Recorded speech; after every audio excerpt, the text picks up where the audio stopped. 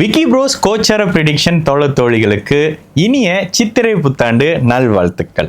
அனைத்து ராசிக்காரர்களுக்குமே இயல்பாகவே சித்திரை புத்தாண்டுன்னு ஒன்று வந்துட்டாலேயே அடுத்ததான் நமக்கு நினைவுக்கு வர்றது ராசி பலன்க. ராசி பலன்ல எந்த கிரகம் எந்த மாதிரியான நிலைக்கு வராங்க, அதனால நமக்கு என்ன லாபம் கிடைக்க போகுது அப்படின்றத 12 ராசிக்காரர்களுமே கண்டிப்பாக எதிர்பார்ப்போடு இருக்கக்கூடிய ஒரு காலகட்டம் தான் இந்த தமிழ் சித்திரை புத்தாண்டு.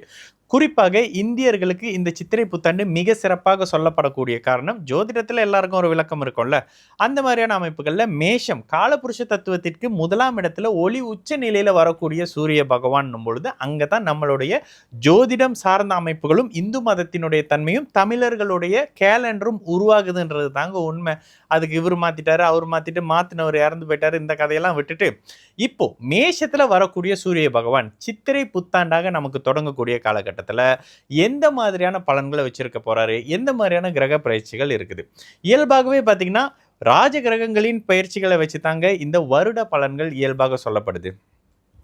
அதுலயும் குறிப்பாக குரு பகவான், சனி பகவான், ராகு கேது பகவானுடைய பயிற்சிகள் தான் பெரிதாக பேசப்படக்கூடிய நிலையில குரு பகவான் 2ஆம் தேதி ஜூன் மாதம் 2026 ஆண்டுல காலை 4:20 மணிக்கு மலேசிய நேரப்படி மிதுனத்திலிருந்து கடகத்துக்கு மாற்றம் அடைகிறாரு.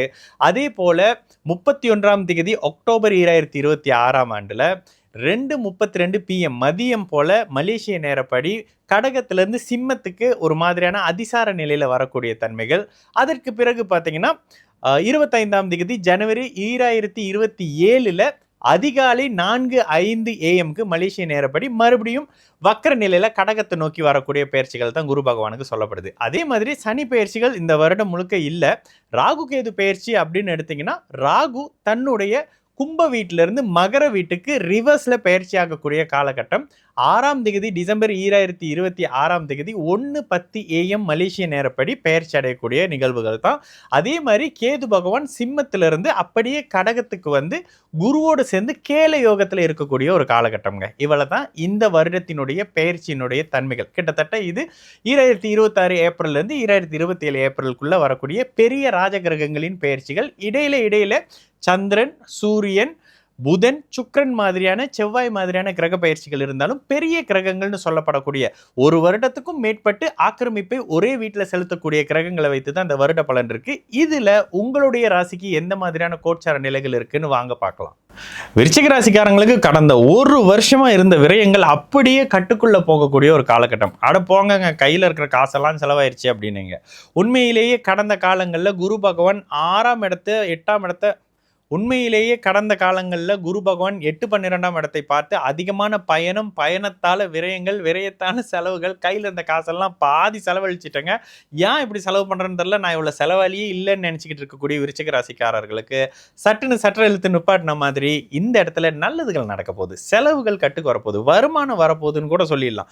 ராசிநாதனே 2ஆம் தேதி ஜூன் மாதத்தில் ராசியை குரு பகவான் பார்க்க போறாருன்றதுனால மனம் புத்துணர்ச்சி அடைய போகுது. எப்பங்க ஒருத்தருக்கு மனசு புத்துணர்ச்சி அடையும்?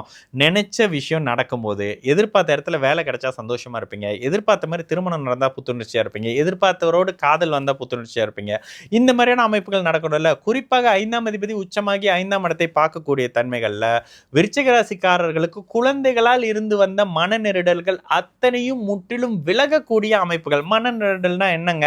குழந்தைங்க என் பேச்சவே கேட்க மாட்டேங்கிறாங்க, குழந்தைகளுக்கு ஆரோக்கிய பிரச்சனை இருக்குது, குழந்தைகளுடைய படிப்புல பிரச்சனைகள் தடையா இருக்குதுன்ற மாதிரியான படிப்புக்கு தடை, குழந்தை கருவுறதுலேயே பிரச்சனை இருக்குன்னு நினைக்கக்கூடிய விருச்சிக ராசிக்காரர்களுக்கு கூட எதிர்பாராத வகையில ஆண் பெண் வாரிசுகள் அப்படியே கிடைக்கக்கூடிய ஒரு அமைப்பாகவும், கடந்த 10-15 வருஷம் வேண்டுதல் அப்படியே கடவுள் ஒரு ஆசீர்வாதமாக கொடுத்துட்டாருன்ற மாதிரியான குலதெய்வம் சார்ந்த அமைப்புகளில் குலதெய்வ வழிபாடு செய்கிறது, ஆன்மீக பயணம் போகிறது, இந்த காசி, கயா, கைலாசம் மாதிரியான இடங்களுக்கு போகிறது மாதிரியான எதிர்பாராத அட்டகாசமான நல்ல தன்மைகள் படிப்படியாக வரக்கூடிய அமைப்பு. இந்த 9ல் குரு இருந்தால் ஆஹோ ஓஹோன்னு சொல்லக்கூடிய தன்மையெல்லாம் உண்மைதாங்க.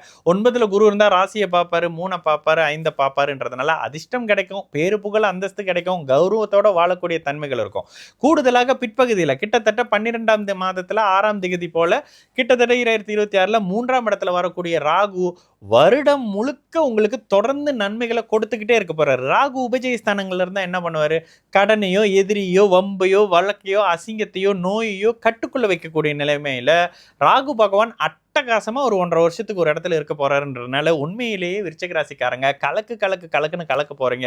மேன்மைகளும் நன்மைகளும் அட்டகாசமா நடக்க போகுது. தேவையில்லாத பழக்க வழக்கத்தை கத்துக்கிட்டவரு அந்த பழக்கம் வந்துருச்சுங்க, இந்த பழக்கம் வந்துருச்சுங்க, சீட்டாடுறாருங்க மாதிரியான அமைப்புகள் கூட இப்ப கட்டுக்குள்ள வந்து நிதர்சனத்தை புரிஞ்சுக்கிட்டு இல்லைங்க இதெல்லாம் தேவையில்லாத செலவா மாறுது, தேவையில்லாத விஷயங்களா மாறுது, அதனால இதெல்லாம் நம்ம கட்டுக்குள்ள வச்சுக்கலான்ற மாதிரியான நிதர்சனத்தை புரிந்துகிட்டு ஏமாந்துகிட்டு இருந்தக்கூடிய நண்பர்களுடைய தொடர்பை கட் பண்ணிக்கிட்டு வீட்டுல மனைவி பொண்டாட்டி சொல்லக்கூடிய விஷயத்தை கேட்டு சரியான முறையில மாறக்கூடிய தன்மைகள் அப்படியே வரக்கூடிய ஒரு இனிய காலகட்டம்ங்க சகல தரப்பு விருச்சிக ராசிக்காரர்களுக்கும் இந்த சித்திரை புத்தாண்டு.